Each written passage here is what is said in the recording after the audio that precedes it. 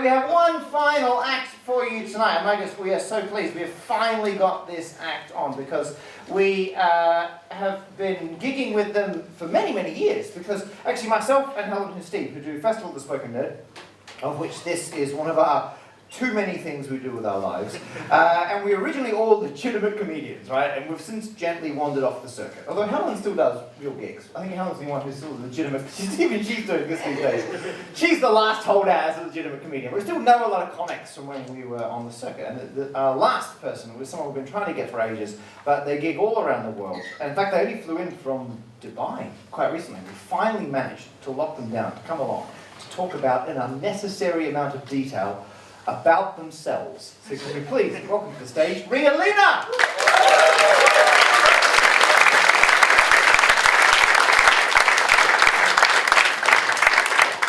Hello, thanks for having me. I apologize, I am a little bit jet lagged. So it's about, I don't know what time in the morning. Yeah, for me. Hello. I think one of the reasons I was asked to come here is I'll say this here, and I don't say this at most of my gigs, is I'm autistic. And that is why they invited me to come, because you haven't changed an inch, which is what normally happens at a normal gig is you'll say, I'm autistic, and they all go, oh, we can't laugh at the special girl. Which is ironic, because I have no idea what their faces are saying anyway. Do whatever you want. So it's good to be here. Okay, madam, you're going to have to stop hitting on me, I'm working, but thank you. I don't always tell people I'm autistic. It's handy to have in one's back pocket, obviously, just in case you accidentally offend someone. I understand that there's probably quite a few people, spectrals, in the room. Oh, yay! Oh, yeah, high five. Yeah, high five! I'm kidding, we don't high five. What's wrong with you?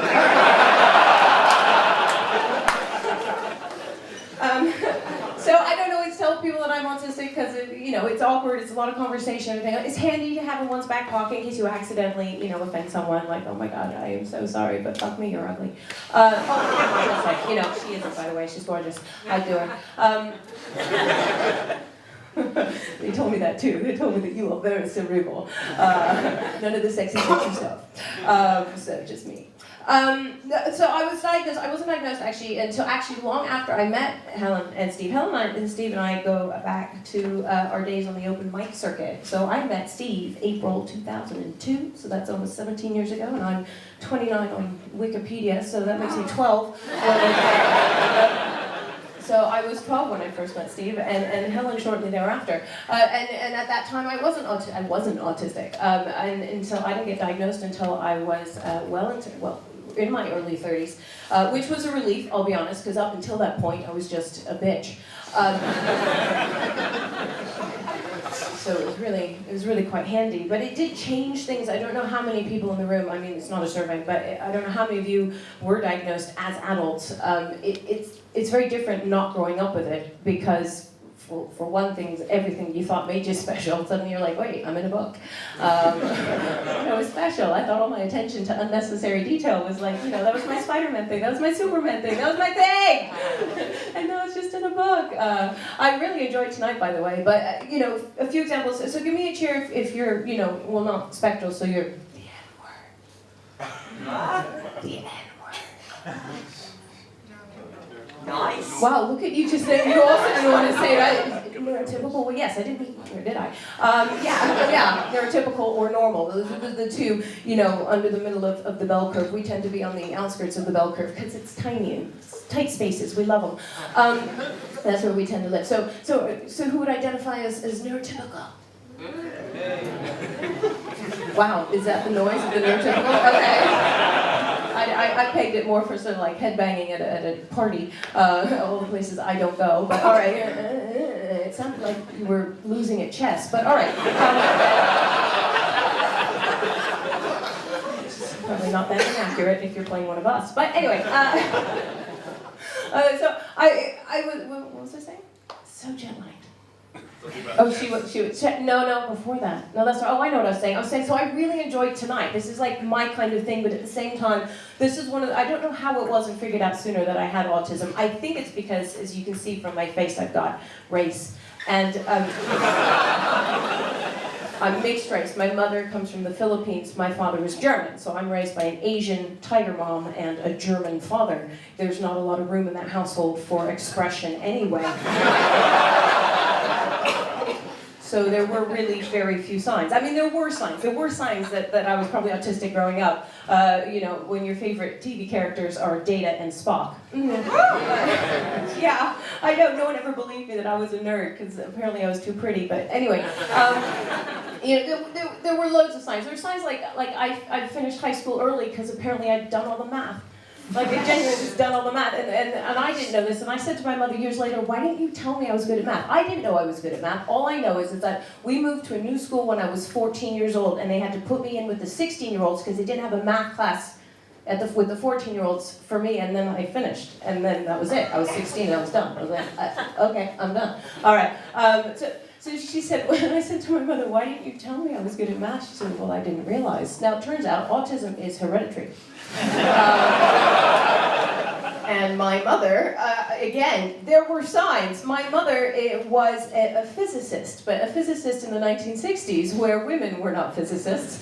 And not just women, but I mean, she was a tiny little Asian lady, so they definitely weren't physicists. And then she moved from physics into computer programming. There is genuinely, if you Google it, there's genuinely a picture of her in the Computer History Museum. I found it, you know, I found a picture of her, and the caption is, "This is a woman."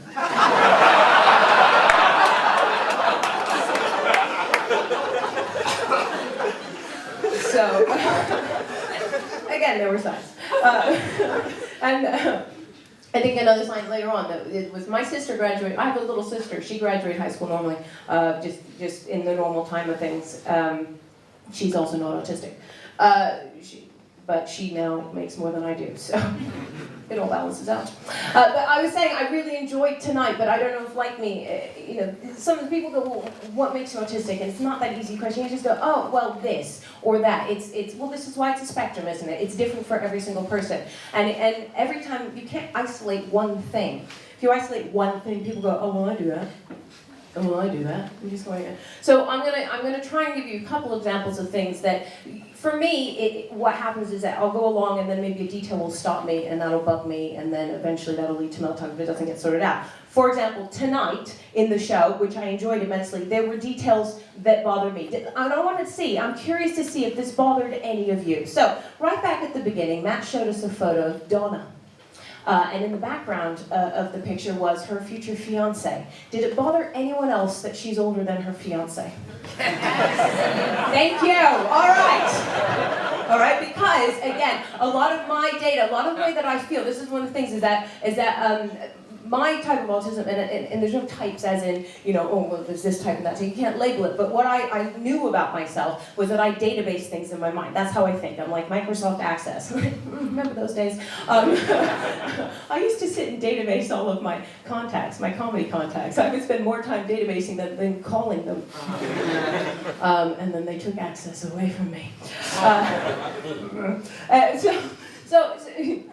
So details like that. I was told when I was growing up what to find attractive in a man, because my mother would watch a movie and go, that is an attractive man. So I would go, oh, that is an attractive man. As a result, because it was always Clark Gable, I find tall, dark men attractive, which is exactly what my husband is. Because you know, because apparently you're supposed to like your father, right? You're supposed to find, you know, a father figure. If you're a woman, if you're a straight woman, you're supposed to find your father attractive. My father is German. He's a blonde man with a mustache. He's like the mirror print of the what do you call it, the negative image of Hitler. But in every way, can I just say. It's a lot of meat, can't paint for fuck. Loves a Jew. So I never, that's what I found, because that's what I was told to find attractive. It's the same thing like with the Donna photo. When I saw that, I went, no, you're supposed to find men who are taller and older than you attractive. This is what I've been told, this is what I'm told. And there's, you know, there's the fiance 3 years younger in a pram. That said though, I have now been married to my husband. We've been together for 17 years, so I'm starting to see it Donna's way. Okay, Chris and Kate. Remember the Chris and Kate photo? We're still in the probability section? Yeah? Did anyone notice that we didn't actually cover where that photo was taken? Yeah. Where was that photo taken, Matt?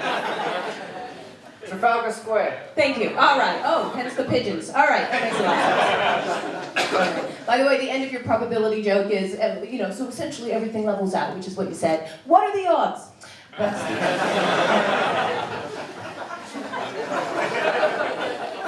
I'm just filling it. Yeah, I've just.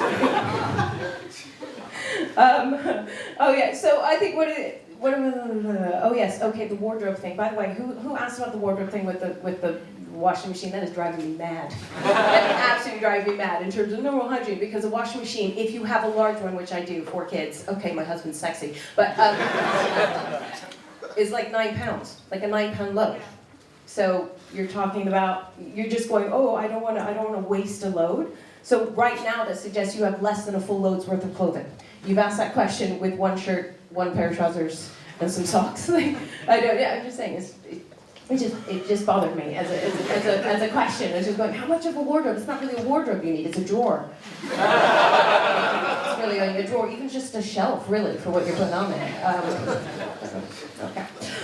What else can I tell you? I used to, when I first got diagnosed, which has changed recently, I was diagnosed as Asperger's,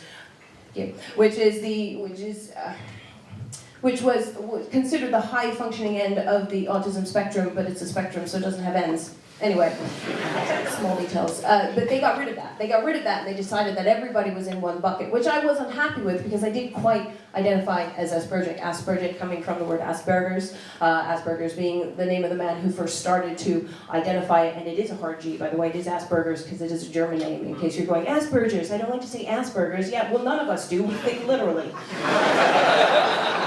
I mean, honest to goodness, it's one of those names that if we had a choice of names, we would pick it. I don't know, like dyslexia. Don't you think they'd like a name they can spell? Anyway, just, ADHD would just be A.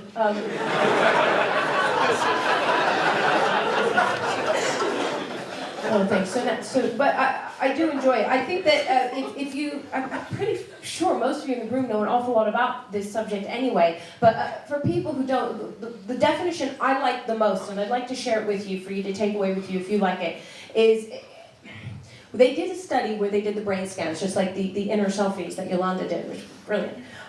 Those were so much. Did you see the one at the end where the body was turning? Oh, I know, and then it stopped, you went, oh.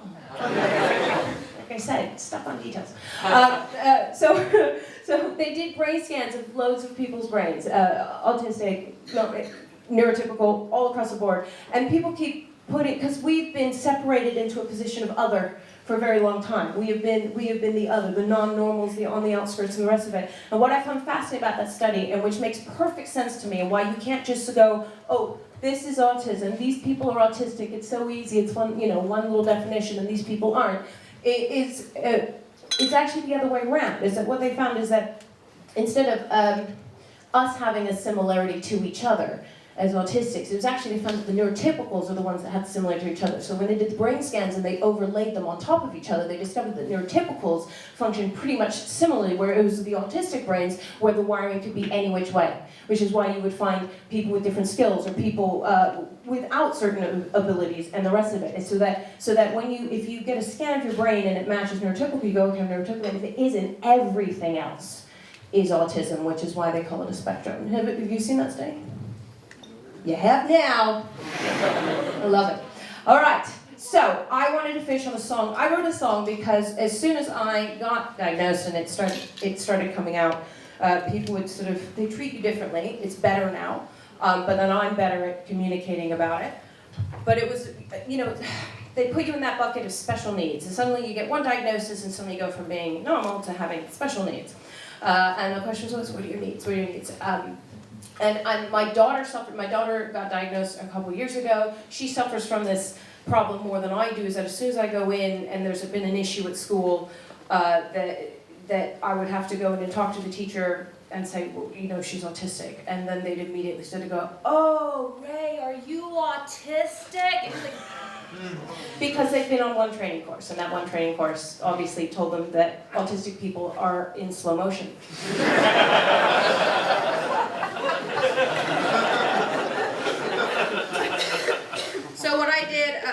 years ago is I wrote a song. Can you guess how Helen and I know each other? So I wrote a song about the needs. This is called the What I Need song. So I'd like to finish on this. Pretty much. Well, we might finish on a slide as I walk off, but here we go. Ooh, that's loud. I don't play it that well. We'll turn it. If I play it well, you know. Okay. Sorry. Nervous. Don't get to play this song out loud very often. Here we go. Okay. The What I Need song. I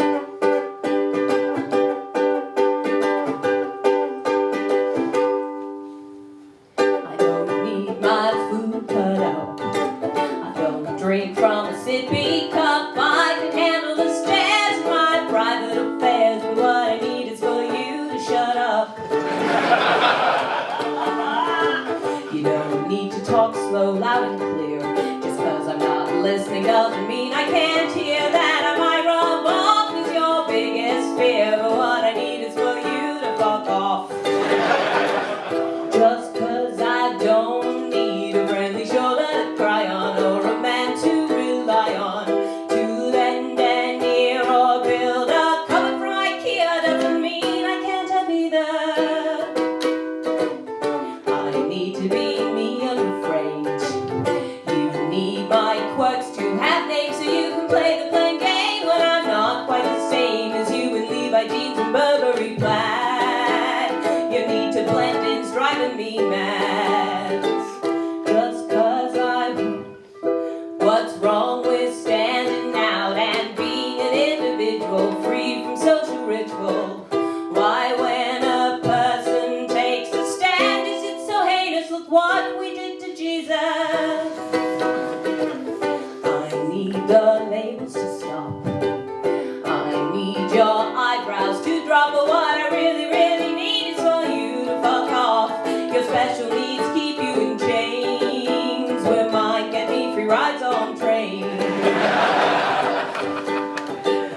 You might not think that it's fair, but they're your words and I've been totally square. You built the box and then put me in there. A rose is sweet without any name, and normal's just another word for a name.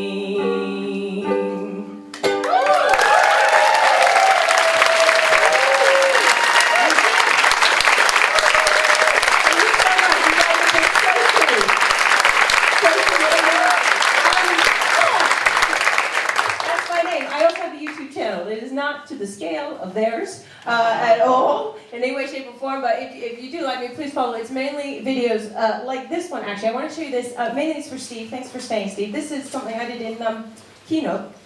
Just wanted you to show what Keynote can do. Little song. So actually, you can turn it down a little bit as you want to talk. So yeah, basically, I put the video in, and then the videos are like 2 to 3 minutes. And then every lyric is an individual layer, which, because it's Keynote, you have to start at the beginning, go all the way through, and then you fix the timing of when you have to go back to the beginning and start all over again. So I just wanted to leave you with that, because that's the attention span of an autistic, right there. So I'm going to finish with that. If you like that kind of stuff, then songs and like that, then the YouTube channel. Yeah, thanks. I've run out of words. I think my brain's exploded. Matt, thank you!